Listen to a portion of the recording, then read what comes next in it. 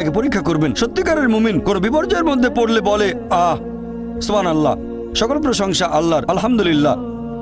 সে ধরে নেয় এটা একটা পরীক্ষা। কোনো বিপর্যয় আসলে সেটা হয় একটা পরীক্ষা অথবা একটা শাস্তি। নবীগণের তাকওয়া অনেক বেশি, তাদের জন্য এটা শাস্তি না, এটা পরীক্ষা, আর তারা পাশ করেছেন। যদি কারো জীবনে কোনো ভালো কিছু ঘটে সেটা হয় একটা পুরস্কার অথবা পরীক্ষা। সম্পদ হতে পারে পুরস্কার অথবা একটা পরীক্ষা।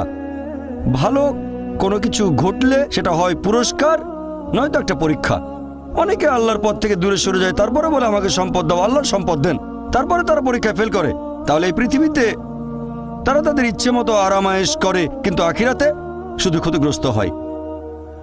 দান একটা পরীক্ষা, সন্তুষ্ট হওয়া পরীক্ষা, সন্তান সন্ততিও পরীক্ষা। অনেক সময় আমরা মুসলিমরা আল্লাহ তাআলার কাছে অভিযোগ করি যে আল্লাহ